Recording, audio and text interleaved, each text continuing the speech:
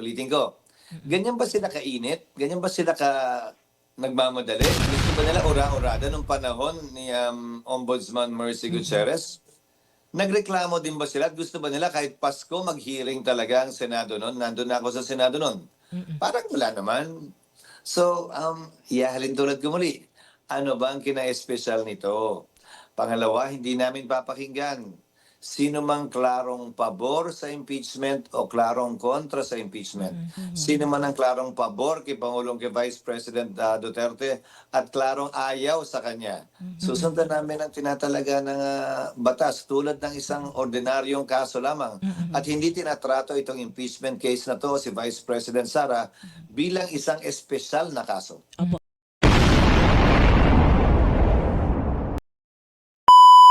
Senate President Cheese, habang Yes. inaayos po yung video. Sir, ano po yung tugon ninyo? Congressman, sila yung nag-file ng articles of impeachment. Meron ilang nagsasabi sa kanila na dapat kaagad-agad mag-umpisa na ng impeachment Act trial with ang urgency nga Senado. ang term eh. Dahil nasa Constitution daw, the Senate should act forthwith. Yes. Ibig sabihin, agad-agad. Kayo na Sino po nagsabi noon, Impa? Sino sa mga kasamahan mo dyan sa Kongreso nagsabi noon? May mga nagsasabi po from the House Prosecution Team, hanapin ko Senate yung pangalan. Sino President. nga? Sino nga? Like Congressman Joel Chua, Congressman Lawrence Defensor et al. Well, para kay Congressman Chua, kay Congressman Defensor, sagutin muna nila yung simpleng katanungan.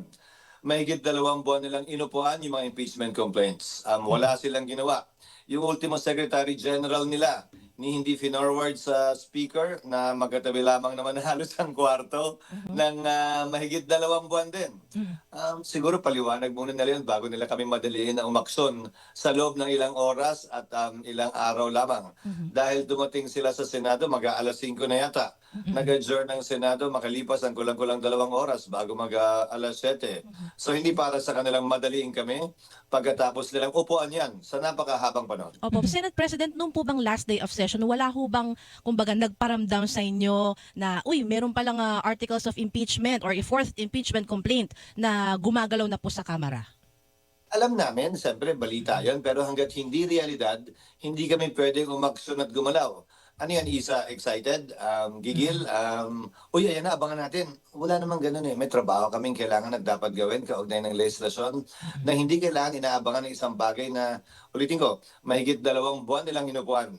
Pangalawa, para sa akin, may mga kailangan pang gawing hakbangin ng Senado bago pa kami makapag-trial. Tulad ng mga nagdaang impeachment complaint.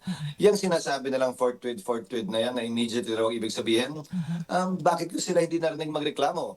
Nung inihain ng impeachment complaint noon laban kay Ombudsman Gutierrez, mahigit 1.5 buwan bago nag-trial ang Senado. Sa kaso ni Chief Justice Corona, mahigit 1 buwan din bago nag-trial ang Senado dahil recess din.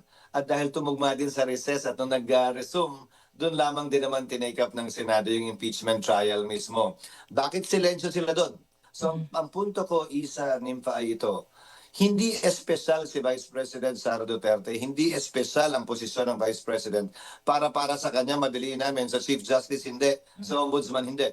Pare-pareho lamang silang impeachable officers na sa ilalim ng konstitusyon ay dapat tratuhin din ng pare-parehas. Walang labis, walang kulang, walang nakakalamang, walang naapi. Senate President, bakit niyo po sinabing hindi naman espesyal ang Vice President? Sir, VP yun.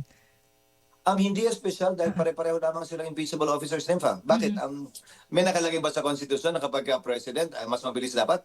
May nakalagay ba sa konstitusyon na pag vice president mas mabagal ng konti kaysa sa presidente? At kapag ombudsman lamang, dapat mas mabagal pa yung sa ombudsman kaysa sa vice president. Ang korte dapat nakapiring ika nga ang mga mata. Walang kinikilalang akusado o nagrereklamo. Kung ano ang pagtrato sa iba, yun din dapat ang pagtrato sa lahat. Pero kung titingnan ho yung, di ba Hindi sir? ko pa rin kayo nakikita, ha? So parang nakikita ka namin, Senate President. Opo, nakikita namin Hello? kayo. SP, nakikita ka po Hello, namin. Nympha? Yes, Senate President, nakikita ka namin. Hello? Opo. Sir. Inaayos pa Ayusin lang. natin. Opo. Opo, sir, nakikita ka na po namin. Ayan, Senate President, so ganito, kung ang sabihin ay urgent, well, sabi nyo nga, wala, kumbaga, pare-pareho lang ng facing, pare-parehong impeachable officials. Pero, sir, di ba, habang ito'y tumatagal yung issue na ito, hindi ho ba ito nakakaapekto sa stability ng ating politika, maaring makaapekto sa ekonomiya, wala ho bang ganong consideration? Ibalik ko yung tanong, Nympha, kung talaga nakaka-apekto yan, bakit nga inupuan ng Kamara yan ng 2 buwan? Uupuan nyo ng 2 buwan, tapos mamadiliin nyo kami ngayon? Hindi naman yata tama yan. Kung may karapatan sila magpabanjing-banjing, mag-easy-easy, hindi kami nagpapabanjing-banjing at easy-easy. Nagkataon lang talaga na yung kalendary namin ay natapos ngayon. Pangalawa, yung pa-isa. Doon sa mga nagsasabing magiging rason at dahilan to ng instability, ang impeachment ay isang prosesong nakasaad sa saligang batas bilang bukod tanging paraan para mapanagot ang mga opisyal kaugnay sa maling ginawa nila, hindi nila ginawa o pang-aabusin nila sa pwesto. Hindi ito dapat kinakatakutan ni naman. Hindi ito extra-constitutional na paraan. Hindi ito illegal na paraan. Ito'y prosesong nakatalaga para mapayapa nating maresolbahan anumang hindi pagkakaunawaan sa politiko kaugnay ng pinakamatataas na opisyal ng ating bansa na tinatawag ng impeachable officers. Hindi tayo dapat tumatakbo palayo nito. Hindi natin dapat kinakatakutan ito. Niyayakap dapat natin ito bilang proseso sa pagpapanagot ng mga opisyal. Opo. Senate President, all eyes na po nasa Senado. Hindi po kayo magpapapressure kahit ano pang mangyari. At may pressure ba, sir? Walang tumatawag nga sa akin eh. Teka Wala po, akong nadadamang Senate pressure. President, linawin ko po yung wala pong tumatawag from the palace or from the house? Mula sa magkabilang panig, yung may gusto, ba't naman sila lang, ikaw naman? Walang tawag mula sa magkabilang panig na may interes marahil dito sa impeachment complaint. At sa parte naman ng mga nagdadadakdak sa labas, pabor o kontra man sa impeachment, pabor, galit man o mahal si VP Sara, paumanhin dahil ang timeline ko sa aking TikTok at social media ay showbiz, kaalaman sa siyensya, at hindi sa larangan ng politika kaya hindi ko sila napapanood. Senate President, di ba, kaya ho hindi kayo naka-action is because yun nga, last day ng session, i-final yung articles of impeachment. At dapat, tama ho ba, dapat yung Senate Secretary, upon receipt, formally ino-notify kayo. Yun ho bang prosesong yun nagawa? Kasi may sinasabi rin ho na Parang kung gagawa rin nagawa ata ng yun, report, ano? kung nagawa yun at naihabol sa plenary, sana na-i-refer sa plenary nung last day. Isa-isahin natin yung hakbang Apo. para malaman nyo rin yung gagawin namin pag-resume namin ng June 2. Pagtanggap ng Secretary General, titiyakin niyang compliant sa saligang batas yung final ng Kamara patungkol sa requirement nito na dapat verified complaint or resolution na hindi bababa sa 1/3 ng Kamara.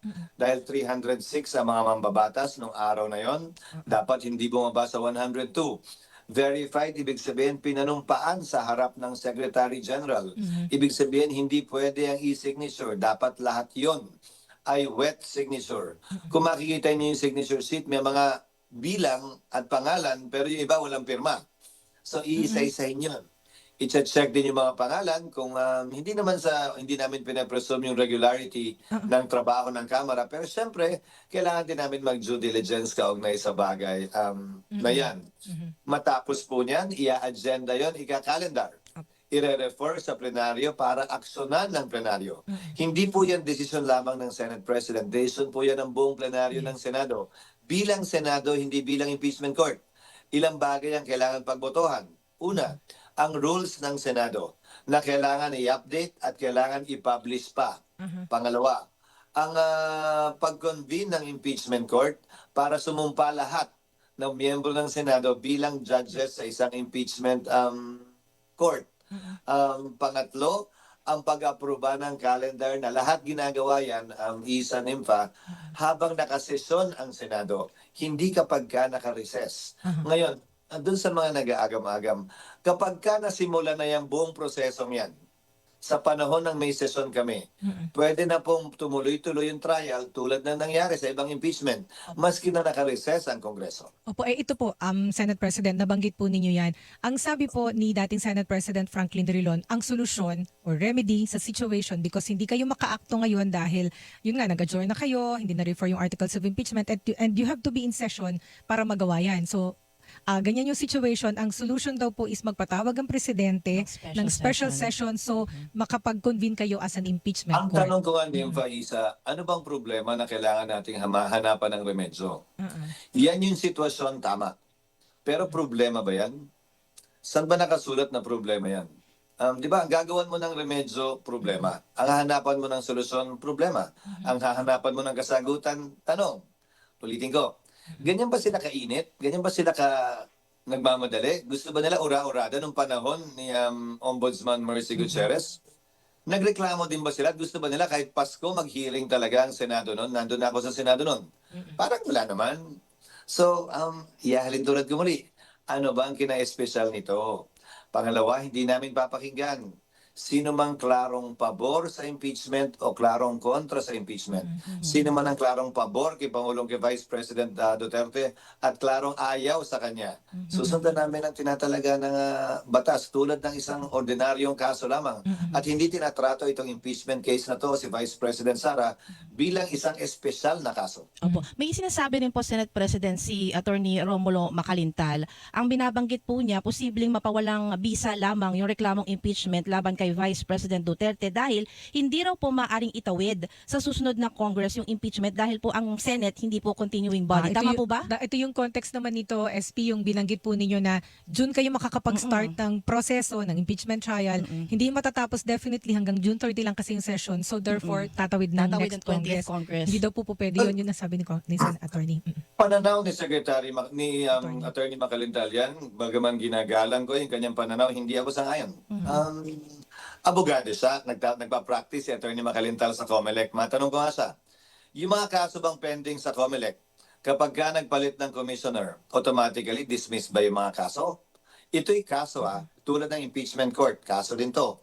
Nang hindi ito bill o resolusyon na kailangan i-file muli kapag ka nagtapos ang Kongreso. Kaso ito, sui generis ito. Ibig sabihin, kakaiba to sa trabaho namin bilang legislators. So tanong ko nga sa kanya, yung mga nakapending bang kaso. O ngayon, may nag-retire na dalawang COMELEC commissioners. May dalawang bakante dyan. Sa pagpapasok ba ng dalawang bagong commissioner, kailangan i-dismiss mo na lahat ng kaso at i-refile ulit? Gano'n ba yan? So hindi Ang ibig sabihin Supreme Court return. pa, ang ibang collegial court, tulad ng Supreme Court, Sandigan Bayan, Court of Appeals, pag may nababawasan bang maestrado yon, kailangan i-dismiss yung kaso? O wag na, yung RTC na lang na isa lang ang judge. Yun, mas malala yun. Kasi sa Senado, may naiiwan pa nga eh. Sa collegial court, may naiiwan pa nga eh. Eh sa RTC, sa MTC, sa MCTC, wala namang naiiwan eh. Yung judge mismo na dumidinig ng kaso ang magre-retire o matatanggal o mapopromote. Eh bakit hindi automatically dismiss din yung mga kaso? Bakit tuloy yung kaso? Sasagutin ko. Dahil court of record ang anumang kaso. May records po yan. May TSN po yan, ika nga. May transcript po yan. Ang pwedeng pagbasihan yan ng desisyon ng sino mang mga maestradong papasok o magpapalit, kaugnay sa anumang kasong dinidinig.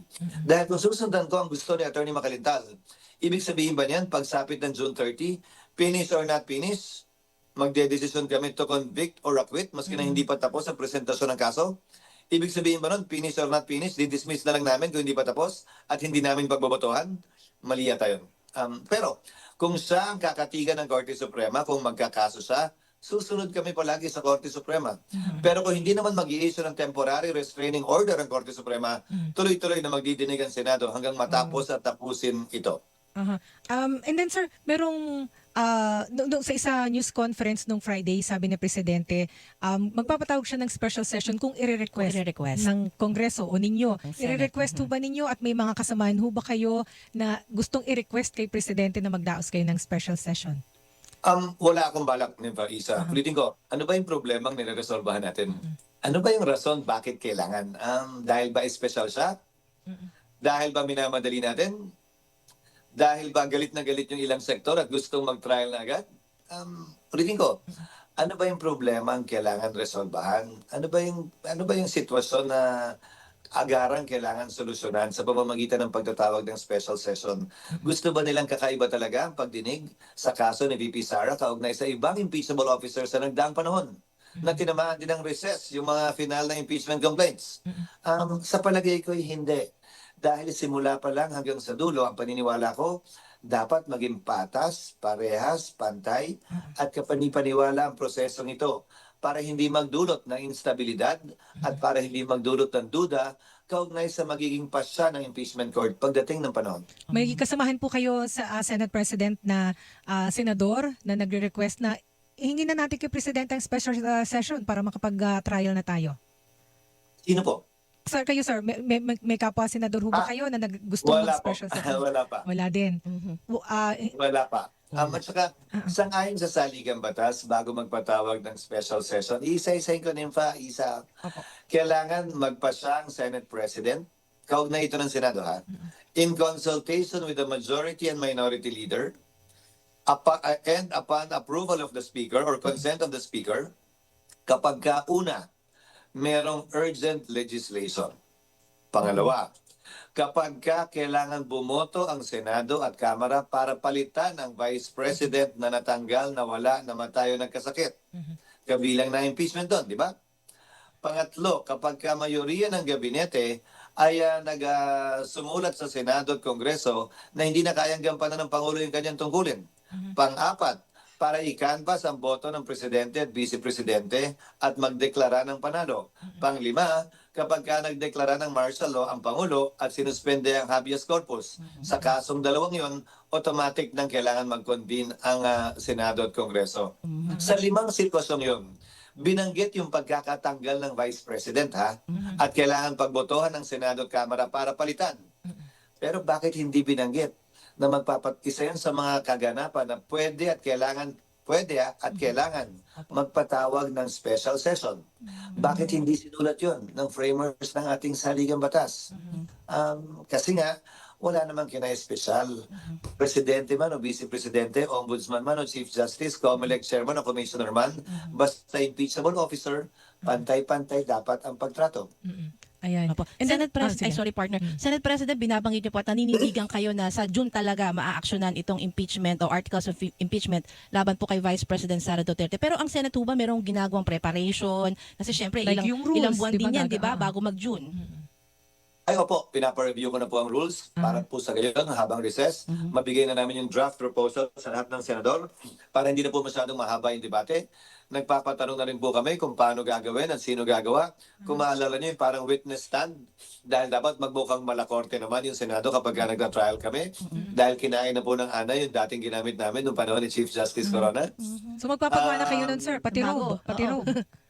Paghahanda at pagpaplano rin kaugnay sa robe na gagamitin sa session schedule na pwede naming pagpilian ng options para makita na ng mga senador bago pa man yung options kaugnay nito para agaran namin ito mapagbotohan at na may mga matalakay pa kaming panukalang batas sa 6 na sesong na iiwan sa amin pagbalik namin ng June 2. Opo, So, pero sir, meron na nakikita silang niyo ho ba? kukunin na, may kukunin sila Oo. sir, na mga private lawyers para tulungan yeah. kayo sa pagbalangkas ng rules. Oo, kukuha kami pero medyo nahihirapan kami din pa dahil tila karamihan ng mga abogadong sikat at malalaking law firm ay May mukhang panig na. kinakausap na preliminary na magkabilang panig. At hindi namin sila pwedeng kunin kung ganyan ang sitwasyon. Opo, pero may assurance po kayo by June 2 sa pagbabalik sesyon ng Senado, aaksyonan po itong articles of Approval ng impeachment. rules. Approval ng Yes, rules. we will be able to refer already the impeachment complaint to plenary para ma-aksyonan na yan ng plenaryo. Pero sa ngayon, dahil ministerial ang pagtanggap ng Senado sa impeachment complaint, meron na pong jurisdiction ang Senado sa impeachment complaint. Hindi po sa impeachable officer pa. Magkaka-jurisdiction pa lamang po ang Senado bilang impeachment court kapag na-convene ang impeachment court at kapag sumagot na o na-arraign na ang impeachable officer sa kasong ito, si Vice President Sara Duterte. Ayan, at punta na po tayo, Senate President, doon sa impeachable officer kay Vice President Sara Duterte. Sa impeachment trial, para po alam na ating mga viewers at listeners, obligado ho ba siya na pumunta sa Senado pag nililitis na siya? Ang karapatan po niya hindi mag-attend sa arraignment. Pwede siya magbigay ng kanyang posisyon kung guilty o not guilty sa pamamagitan ng counsel. Yan po ay hindi tulad ng criminal procedure ng ating bansa sa impeachment rules namin. Pwede po siyang mag-plead guilty o not guilty sa pamamagitan ng abogado niya. Pero kapag may requirement ang magkabilang panig na i-identify siya para maturo in open court sa nga ba'y pinag-uusapang tao o parehong tao to identify the witness, ika nga, pwede siyang i-compel na mag-attend sa Senado. So pwedeng gamitin po sa kanya ng Senado acting as an impeachment court yung pong subpoena powers. I'm sure definitely may subpoena powers po ang impeachment court. Definitely, di ba? Ang subpoena power at pag-issue ng warrant of arrest ng Senado at Kongreso sa inquiries in aid of legislation nang galing at hinugot yan sa korte. Ano pa kaya ito na talagang korte na ang Senado? So all the compulsory processes na pwedeng i-issue ng korte sa isang kaso, pwede rin i-issue ng Senado bilang isang impeachment court.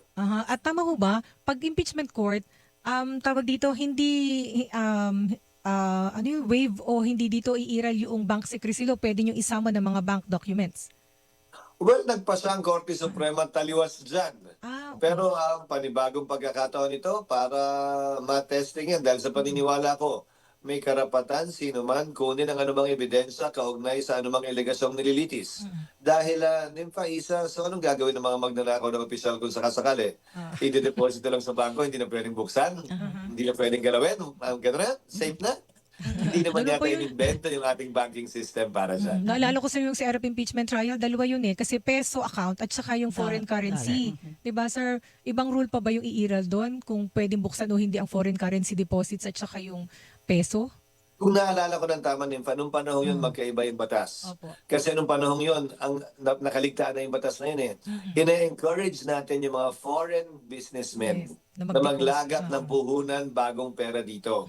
Kaya mas stricto yung protection sa foreign currency deposits, FCDU, kumpara sa peso deposit. Pero na-repeal na yata ng Bangko Sentral yung provision na yun ng batas. O, basta, Nakabako po manyera ako, naalala ko pa. Pero sorry, si Vice President, sabi na niya nung isang araw, hindi po siya magre-resign, sabi niya dun sa Yeah, press she won't conference. resign. Pero sir, in case, ito pa tanong ni Mav Gonzales, kung sakali po na mag-resign ng presidente, itutuloy pa rin ho Ang ba vice impeachment president. Ang Vice President, sorry. Itutuloy pa rin ho ba yung impeachment trial?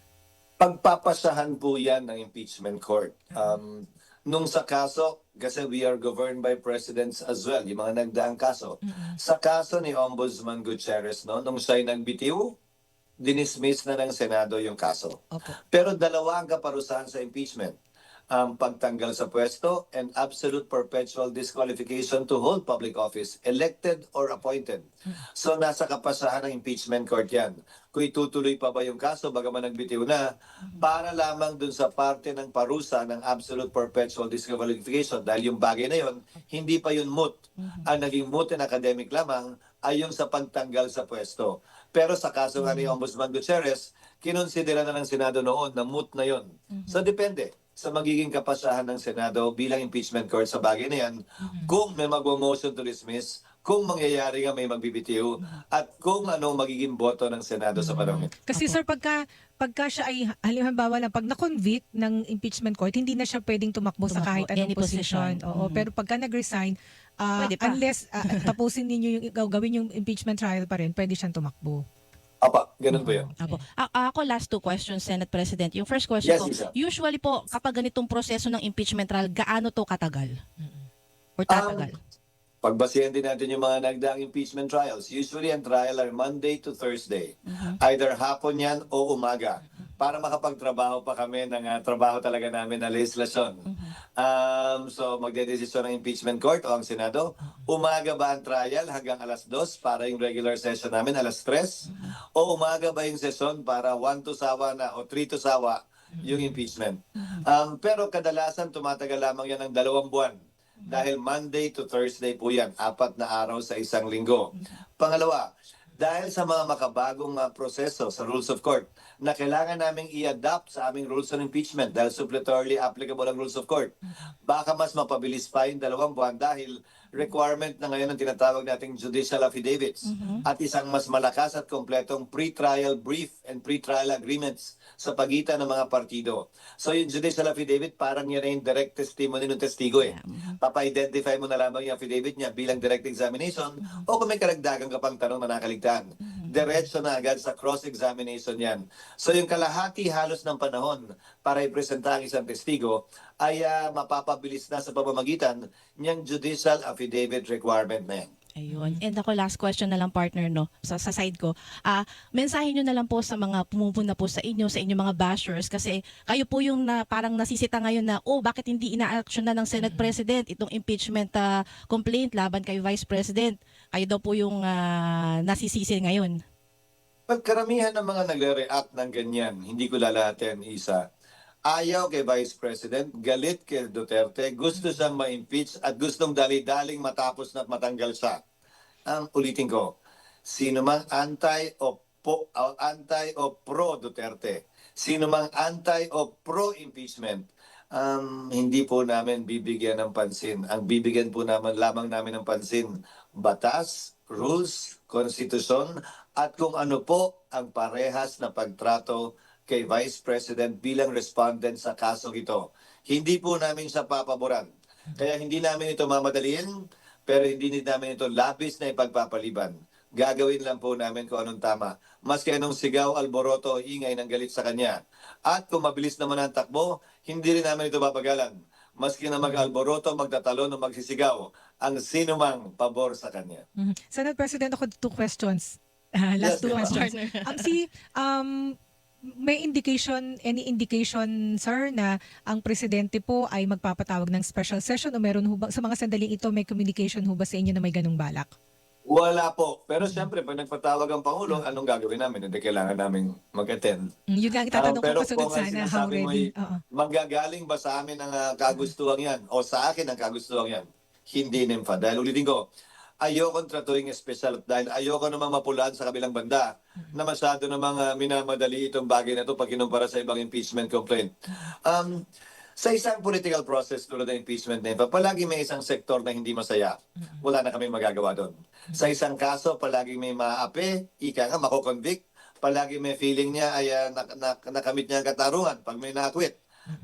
Itong magkabilang panig na ito ang posisyon nila. Hindi mo na pwede mapaghalo pa o mapagbate. Sa dulo, magpapasa kami. Hindi para matuwa ang isang panig, pero dahil yun ang nakabatay sa ebidensya at sang-ayon sa proseso. And then si Isa po hiningan kayo ng ng mensahe dun sa mga bashers. Bashers. Oo. Ito po ako naman yung yung inyong tagubilin o request siguro sa mga kapwa senador ngayong nasa inyo na yung articles of impeachment. Kung hindi ako nagkakamali napabigyan niyo na ho sila ng kopya nung articles of impeachment. So anong bilin, sir? Kailangang mag-aral o manahimik? Ano ho ang inyong bilin? Sa mga kapwa ko senador na kabilang ng 19th Congress, tumatakbo man o hindi. Sa mga tumatakbo bilang senador na maaaring pumasok sa 20th Congress, sana maghunos dili kaugnay sa mga pahayag na pabor o kontra kay VP Sara o sa impeachment dahil uupo sila bilang mga impeachment judges pagdating ng takdang panahon upang sa gayon ay hindi sila mapulaan na nagpi-prejudge ng kasong ito. Pangalawa, kung ako nga at mga miyembro ng Senado ngayon na abogado ay nag-aaral, siguro naman hindi kawalan na mag-aral ang lahat, abogado man o hindi. Dahil kaming mga abogado ay matagal-tagal na rin namang hindi nag-a-appear sa korte dahil bawal kami mag-appear sa korte.